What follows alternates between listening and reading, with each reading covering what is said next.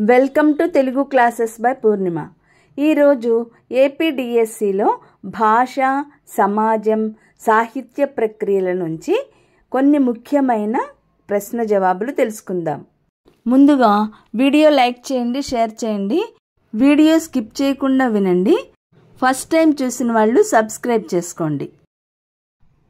భాష, సమాజం, సాహిత్య ప్రక్రియలు.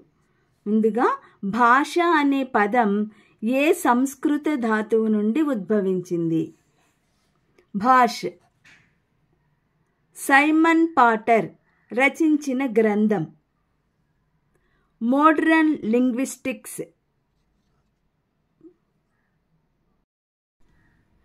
ఇంట్రడక్షన్ టు ట్రాన్స్ఫర్మేషనల్ గ్రామర్ అనే గ్రంథంలో భాష అనంతమైన వాక్యాల సముదాయం అన్నవారు ఎంఎన్ బ్యాక్. భావ వ్యక్తీకరణలో వాక్యం ప్రధాన అంశం అన్నది ఎవరి అభిప్రాయం? ఎంఎన్ బ్యాక్. ద సైన్స్ ఆఫ్ లాంగ్వేజ్ అనే రచనలో ఒక వ్యక్తి తన ఆలోచనలను ఇంకొక వ్యక్తికి యాదృచ్ఛికమైన వాగ్రూప సంకేతాల ద్వారా వ్యక్తం చేసే విధానమే భాష అని నిర్వచించిన భాషావేత్త జాన్ పి. హ్యూగ్స్.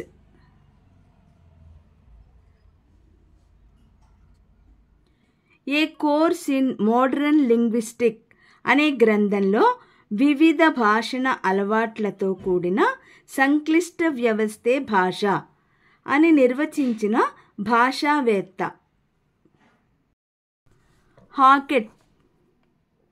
భాష వ్యక్తి యొక్క ఆలోచనలకు, ఉద్వేగాలకు ఒక రూపు కల్పించి వాస్తవిక జ్ఞానాన్ని కలిగిస్తుంది అని అభిప్రాయపడ్డవారు బెంజమిన్ వార్ఫ్.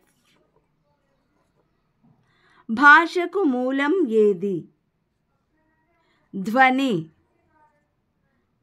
భాష, భావం అనే భావనలకు సంబంధించి సరైనవి. ఏబీసీలు సరైనవి. భాష, భావం నాణానికి రెండు వైపులుగా చెప్పవచ్చు. భాష మనిషికి శరీరం లాంటిదైతే భావం ప్రాణం లాంటిది. భాషకు, భావాలకు అవినాభావ సంబంధం ఉంటుంది. భాష ఆవిర్భావానికి మూల కారణం. భావ వినిమయం. మానవుడి తరతరాల వారసత్వ సంపద, సాంస్కృతిక వస్తు విశేషం భాష.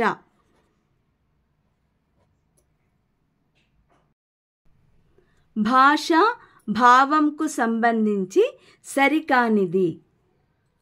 సజీవుల నుండి వెలువడే ధ్వనుల నుండి కారణం తెలుసుకోవచ్చు. భాష అనేది ఒక మానవీయ సమాచారాన్ని ప్రసాదించే ఒక అద్భుత సాధనం అని నిర్వచించిన వారు జే. వాట్ మౌ. ఒక సమాజమునందలి సభ్యులు వ్యవహరించుటకు ఉపయోగించు స్వచ్ఛంద వాచిక సంకేతాల వ్యవస్థయే భాష అన్నవారు స్టర్ట్వర్ట్. ఒక సాంఘిక సముదాయం పరస్పరం సహకరించుకొనుటకు తోడ్పడే స్వచ్ఛంద వాచిక సంకేతాల వ్యవస్థయే భాష అన్నది స్టర్ట్వర్ట్. మరియు ట్రాగర్. ప్రొఫెసర్ కృష్ణకుమార్. భాషను పిల్లలు అధికంగా నేర్చుకునేది సందర్భాల సృష్టి ద్వారా. ఒక వ్యక్తి గాని, వ్యక్తుల సమూహం గాని ఒకటి కంటే ఎక్కువ భాషలు మాట్లాడే స్థితి బహుభాషీయత. ఒక వ్యక్తి ఒకటి కంటే ఎక్కువ భాషలు మాట్లాడే స్థితిని బహుభాషిత్వం అంటారని నిర్వచించినది వివియన్ కుక్. బహుభాషిత్వానికి సంబంధించి తప్పుగా పేర్కొనబడినది. 2 భాషలలో మాట్లాడగలిగే వారిని బహుభాషీయులు అనవచ్చు. 3 లేదా అంతకంటే ఎక్కువ భాషలను విడివిడిగా లేదా కలగలిపి వినియోగించే సామర్థ్యం గల వ్యక్తిని బహుభాషీయుడు అనవచ్చు అని నిర్వచించినవారు కెంప్ 2009. భాషా ప్రణాళిక రచనలో బహుభాషిత్వం కీలకం అని చెప్పినది NCF 2005, భారతీయ భాషల బోధన ఆధారపత్రం 2005. NCF 2005 భారతీయ భాషల బోధన ఆధారపత్రం 2005. ధ్వనులు లేదా వర్ణాలు, పదాలు, వాక్య నిర్మాణ సూత్రాలు వేటిలో అంతర్భాగంగా చెప్పవచ్చు. భాషా నిర్మాణం. భాషా నిర్మాణానికి మూలాంశం ధ్వని లేదా వర్ణం. మనిషి ముఖయంత్రం నుండి వెలువడి పదాల అర్థాలను మార్చగలిగే సామర్థ్యం ఉన్న ధ్వనులు. వర్ణాలు. ఒక పదాన్ని ఉచ్చరించినప్పుడు వెలువడే ధ్వనులను ఇలా పిలుస్తారు: వర్ణాలు. భాషలోని అర్థవంతమైన ప్రాథమికాంశం పదం లేదా పదాంశం. భాష యొక్క మౌలిక, ప్రధాన, ప్రాథమిక ప్రయోజనం దీనిగా చెప్పవచ్చు. భావ వినిమయం. భాష ద్వారా జరిగే భావ వ్యక్తీకరణ ఎదుటివారిలో కలిగించేది.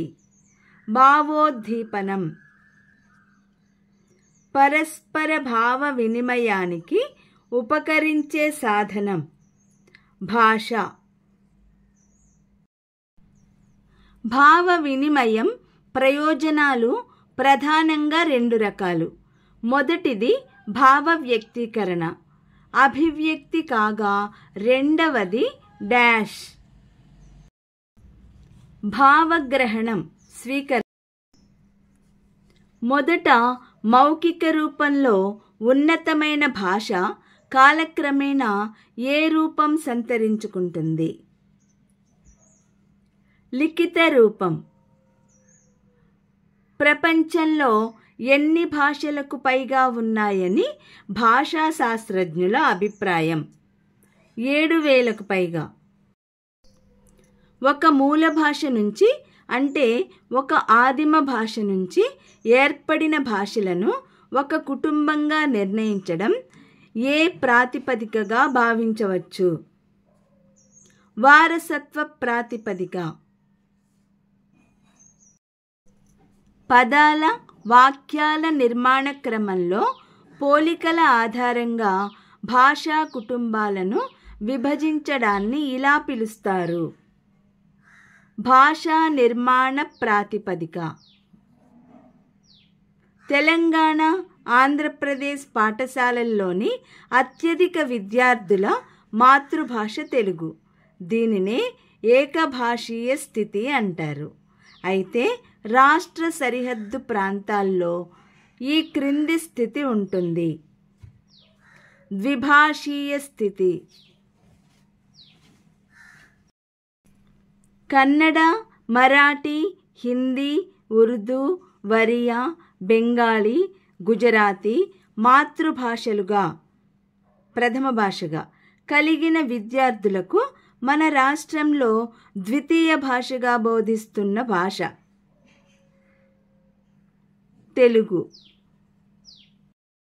ద్వితీయ భాషగా తెలుగు బోధించేటప్పుడు సాధించవలసిన విలువలలో ఇది ఒకటి: ఔపచారికాలు.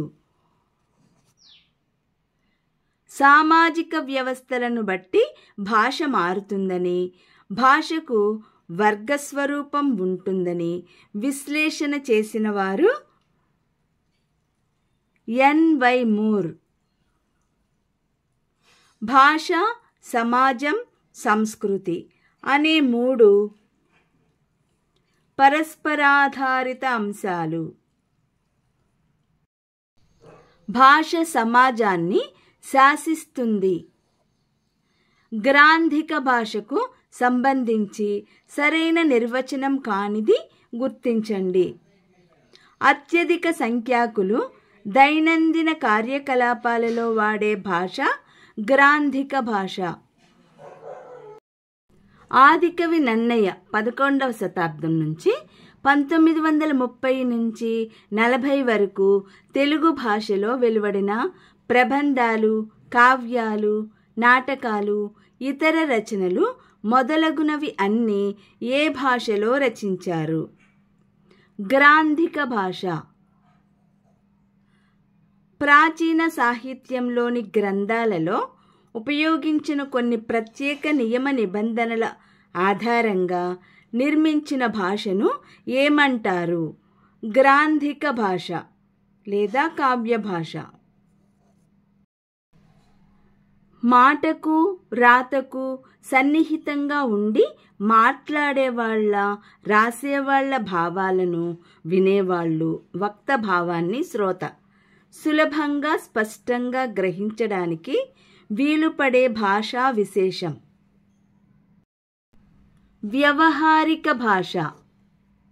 అత్యధిక ప్రజలు తమ దైనందిన వ్యవహారాలలో ఉపయోగించే భాష.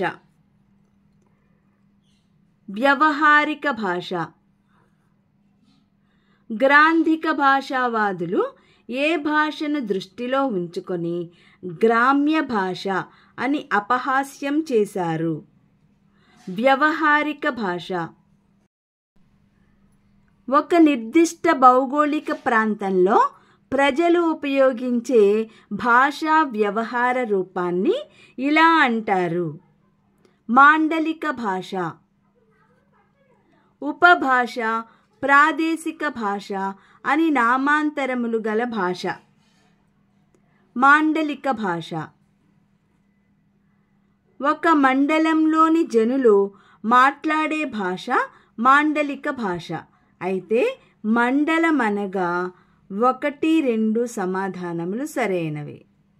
ఏంటి? దేశంలోని భాగం, ప్రజల సమూహం లేదా వర్గం.